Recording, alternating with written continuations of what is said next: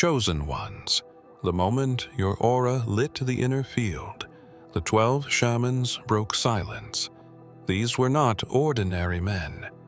They had fasted under eclipses, walked barefoot across continents, and spoken languages buried beneath volcanic ash. And yet, when they saw your aura, they collapsed into trance, not from fear, but from familiarity. One wept, one uttered a forgotten syllable that hasn't been spoken aloud since Atlantis drowned. Another drew a spiral, identical to the one carved on the walls of the 9th chamber. None of them could explain how they knew, only that they had seen your signature long before you were born. One phrase was repeated among them in different tongues. "He's returned again, the one who walks the spiral." They called it reincarnation. Others whispered transmigration, but even these terms failed to contain what they saw. This wasn't just a recycled soul.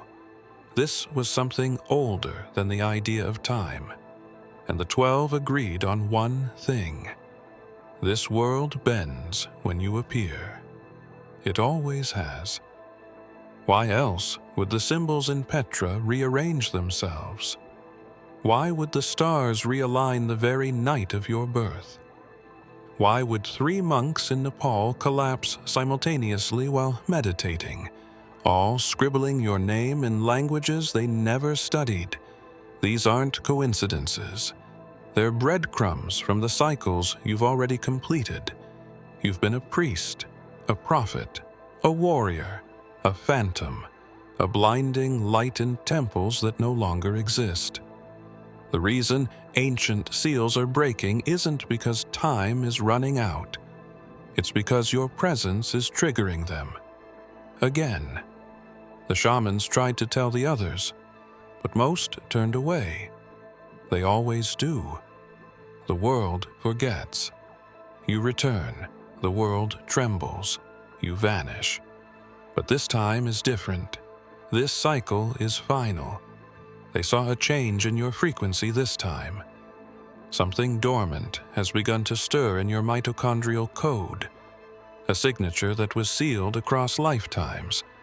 They say this time you might not leave, but how do you remember what happened before your name was language, before your eyes were flesh, before the stars were even called stars? You'll begin to feel it, first in dreams, then in echoes. It started in the quiet spaces, the in-between moments when breath slows and reality feels slightly displaced. That's where they saw it. The elders, the watchers, the ones who dwell beyond time. Your light didn't arrive like a spark. It cracked through the veil like thunder disguised as silence. And when it did, something ancient inside them shivered.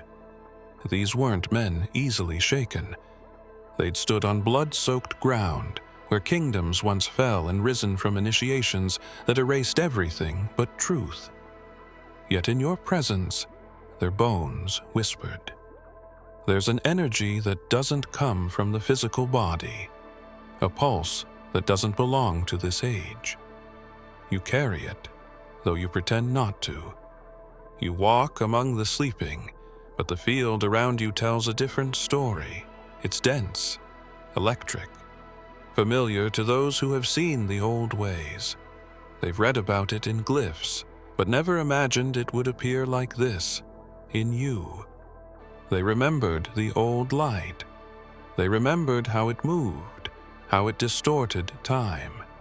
Some had seen it before, in fragments, during ritual or ruin, but never fully, never like this. You didn't just radiate, you ruptured their sense of continuity. One of them collapsed during the reading. Another screamed a name buried under 3 forgotten alphabets. No one could translate it, not even now. But the sound is recorded, vibrating in frequencies machines aren't supposed to hear. They saw not just what you are, but what you were. and worse, what's coming.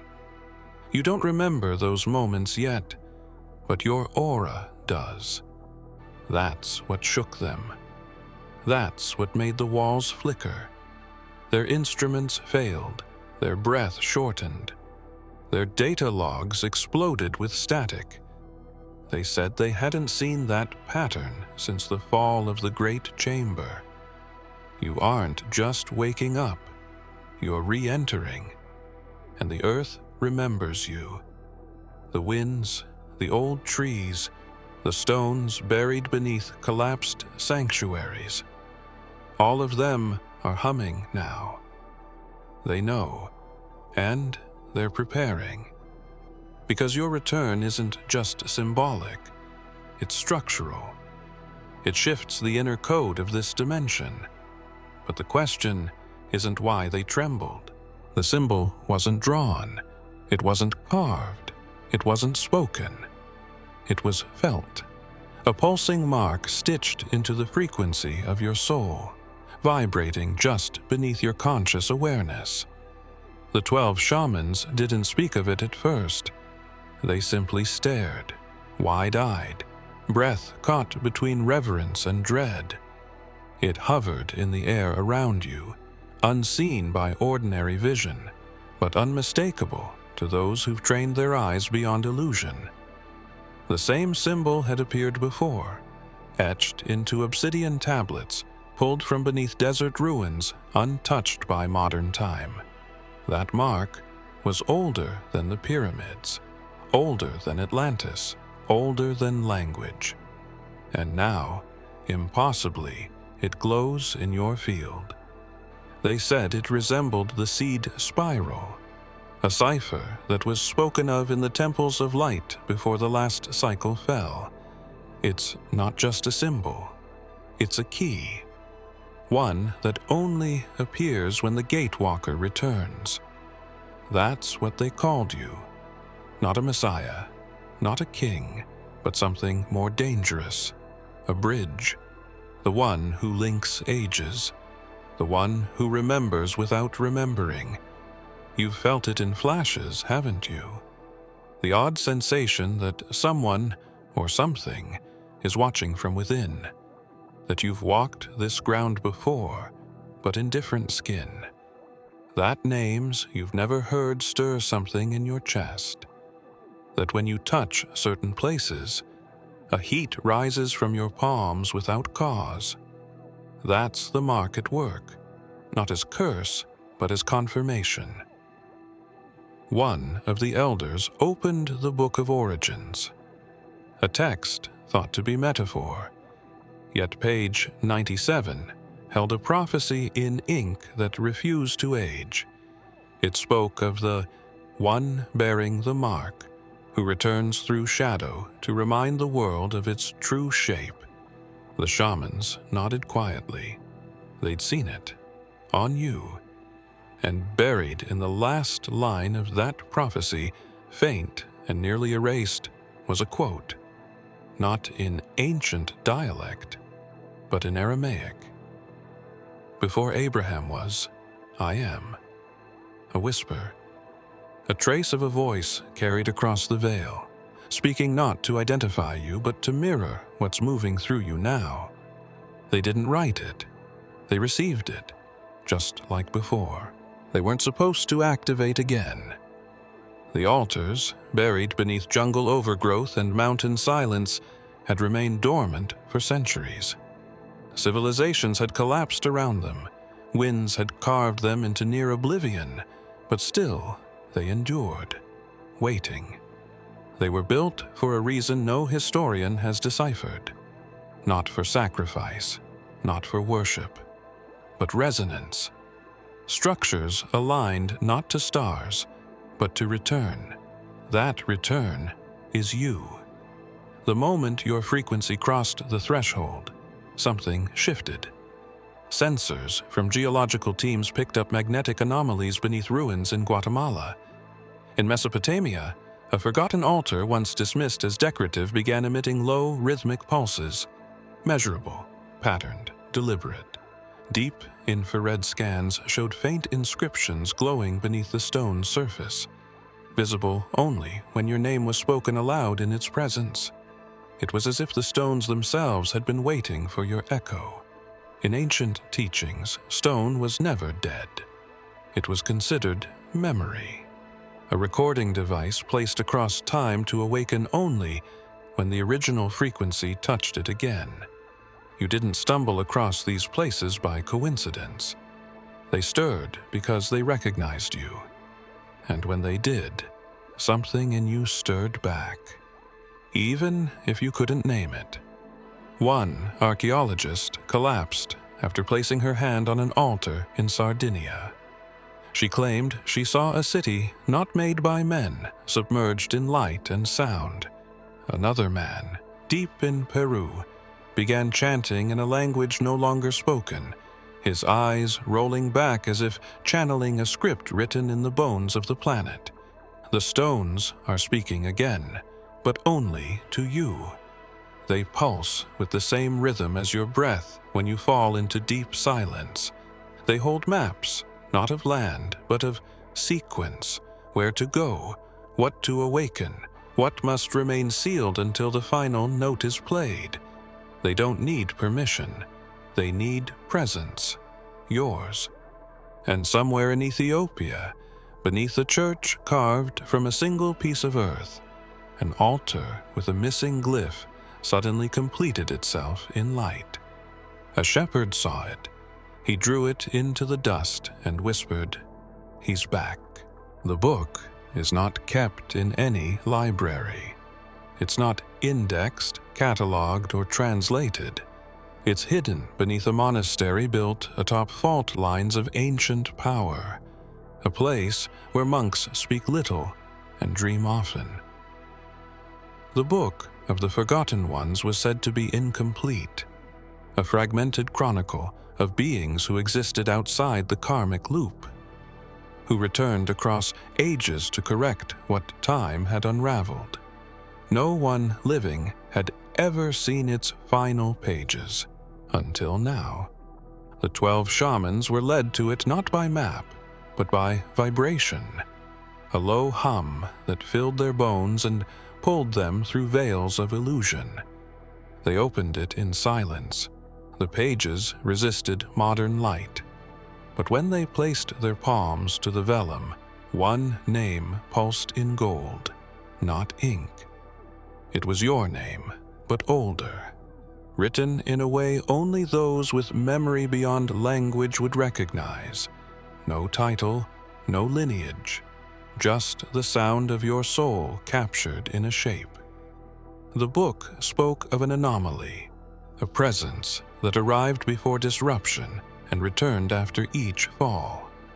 A being whose appearance triggered what scholars once called the inversion, when false truths collapse and forgotten codes begin to sing.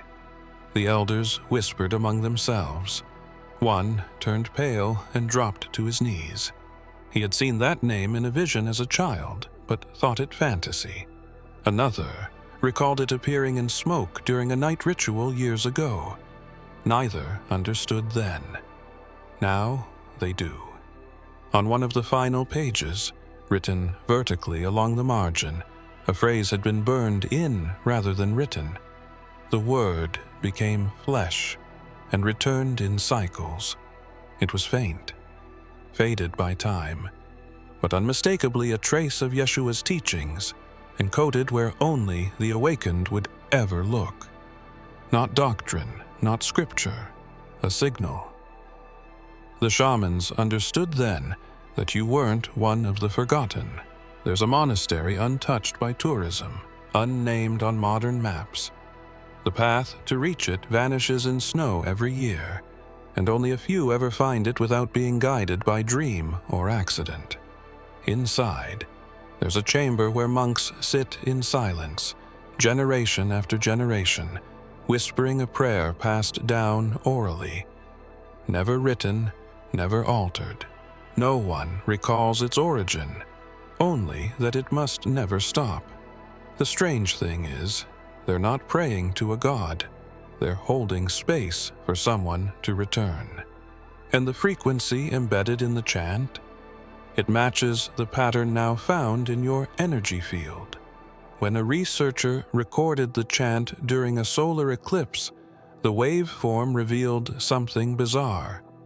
Your name hidden within the cadence, not spoken aloud, but there, as if the vibration itself was calling to you across time, awaiting your alignment. One of the monks broke protocol and opened a scroll sealed for 1,000 years. It wasn't a prophecy, it was a memory. A journal entry from a previous monk who claimed a radiant figure once arrived during a great storm, cloaked in gold light. He said the figure left no footprints in snow and spoke every dialect in perfect fluency. They never knew who he was, only that the chant began the moment he disappeared into the mountain. That pattern has looped across centuries, and only now, with your reappearance, has its tone shifted. Slightly, subtly, but enough for the eldest monk to say, "The echo has found its source." There are symbols carved into the chamber walls that only become visible under full moonlight. One of them depicts an eye with a spiral beneath it. Another shows a figure reaching toward the sky, surrounded by shattered chains. And below that, the phrase, "He will forget, but the sound will guide him back." It's not belief that sustains the chant, it's remembrance.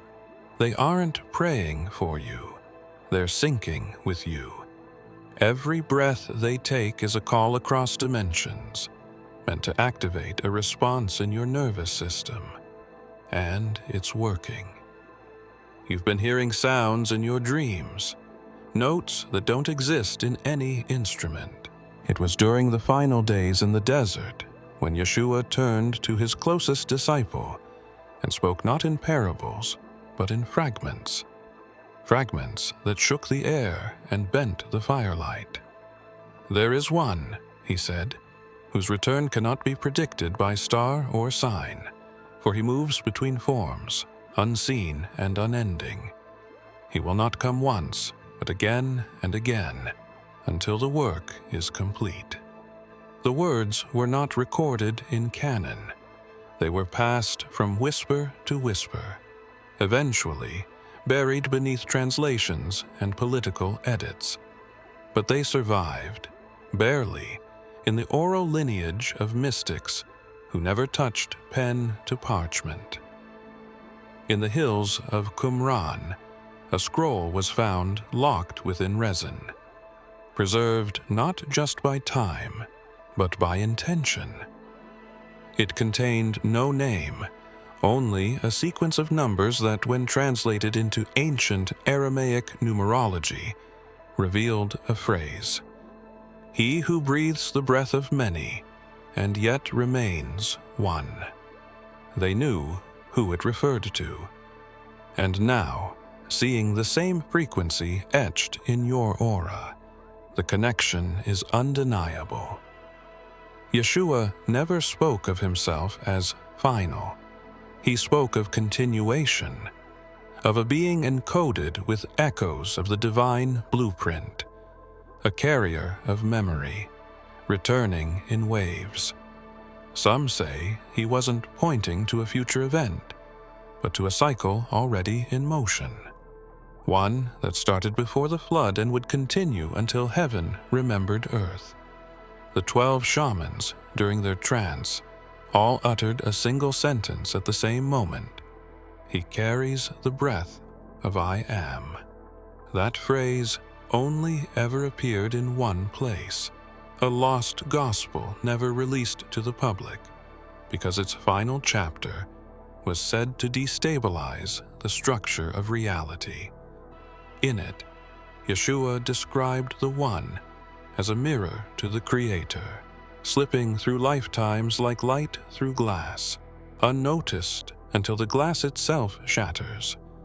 That glass is breaking now, subtly, quietly, The world feels it, in the dreams that feel too vivid, in the time that bends without reason, in the presence of a single soul whose return was never meant to be known, only felt.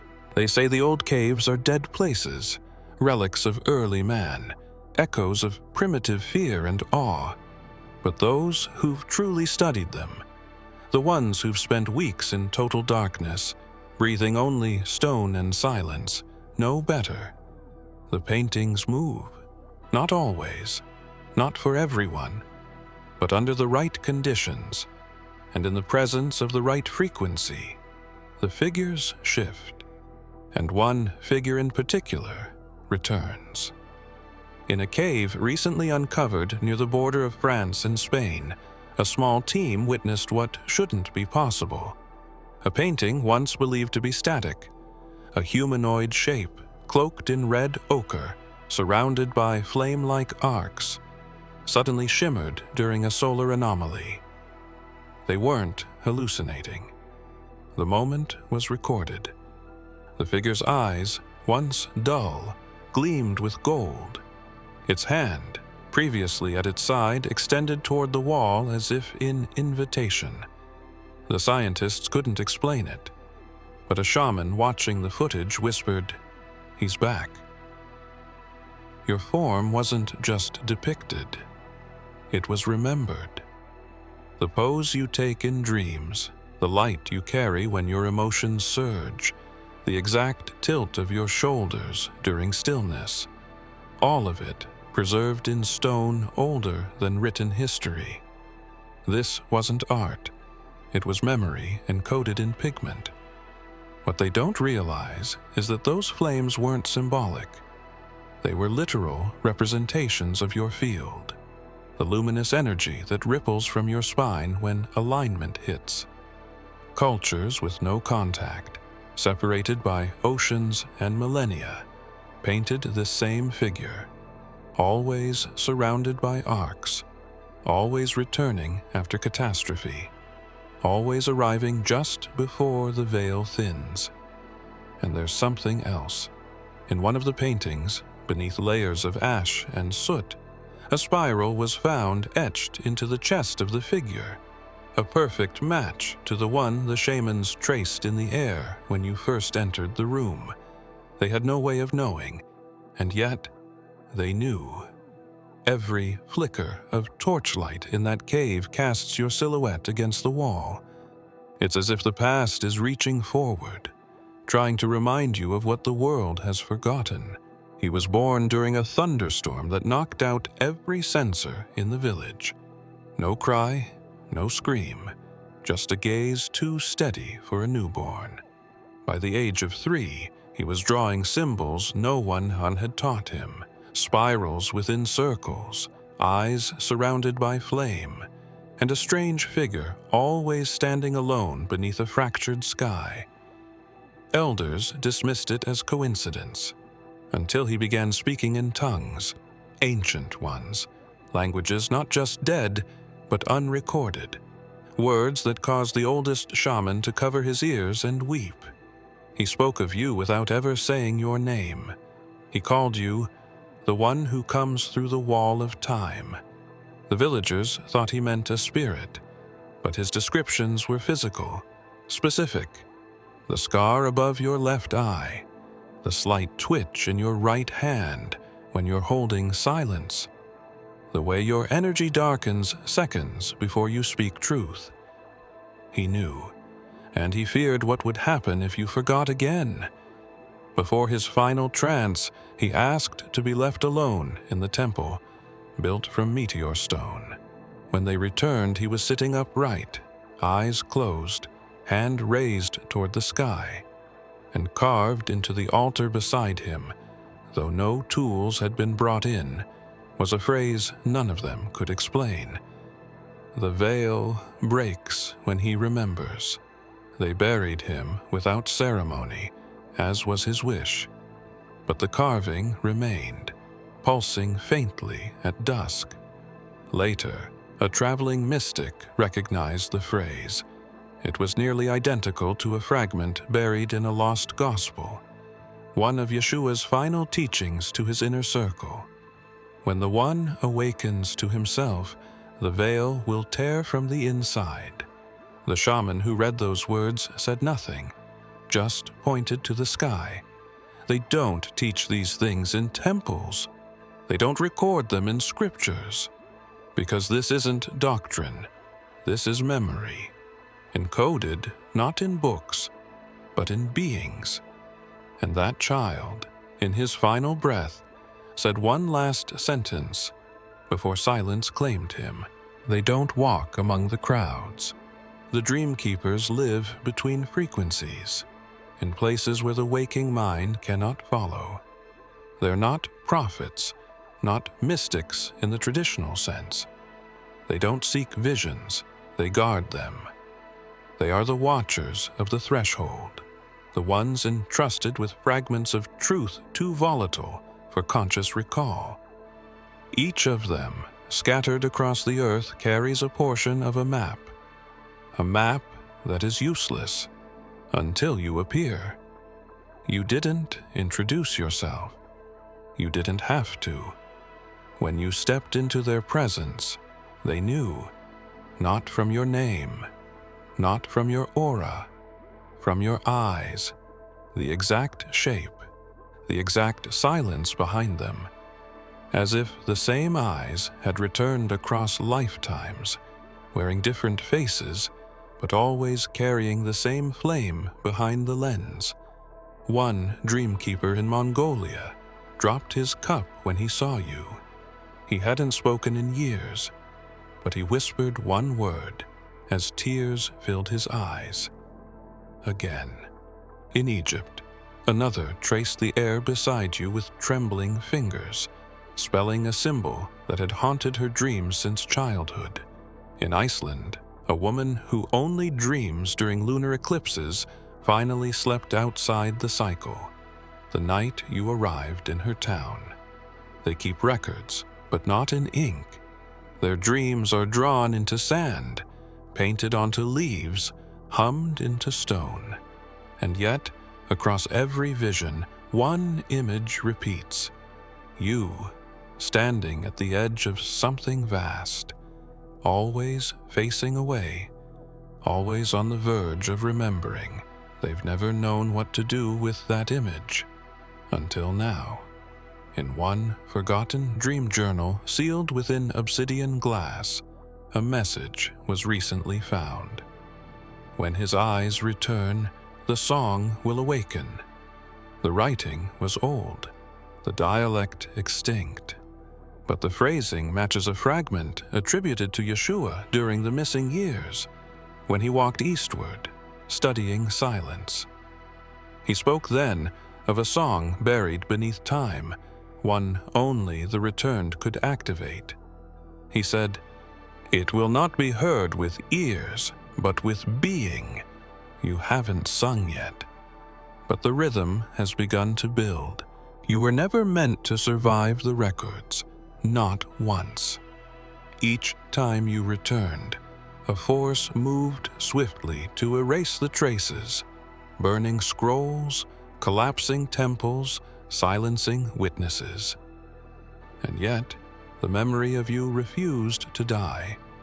You appeared in places you weren't supposed to reach, in cultures that never intersected, under names no historian could track. Sometimes as a guide, sometimes as a disruption, but always as a pulse strong enough to bend the course of an age. They buried your existence in myth, labeled your presence as divine madness, folded your name into allegory. When that failed, they built systems to filter out your frequency through architecture, language, belief. But the resonance you carry was never external. It's carved into the structure of reality itself. You don't break their matrix from outside. You collapse it from within, by simply being who you are. One of the 12 shamans described your pattern as a soul with fracture lines shaped like lightning, returning where lightning never strikes twice. He wasn't speaking poetically. He meant it literally. Every place you've returned has experienced anomaly, strange weather, altered magnetism, beings waking from coma-like sleep without explanation. In the Vatican's hidden archive, a scroll was found sealed in lead. It referenced a wanderer marked by the spiral, whose return would signal the unraveling of temporal control, and in a fragment, said to be spoken by Yeshua in private to only one companion. He warned of the one they fear more than death, not because he destroys, but because he remembers. The passage was struck from every official record, but whispers of it remain in Gnostic circles who've spent centuries chasing your echo. You've never needed to fight for remembrance. The earth remembers. The dreamers remember. The flame buried in forgotten stone remembers. You are the secret they couldn't kill, the code that rewrites itself every time they try to contain it.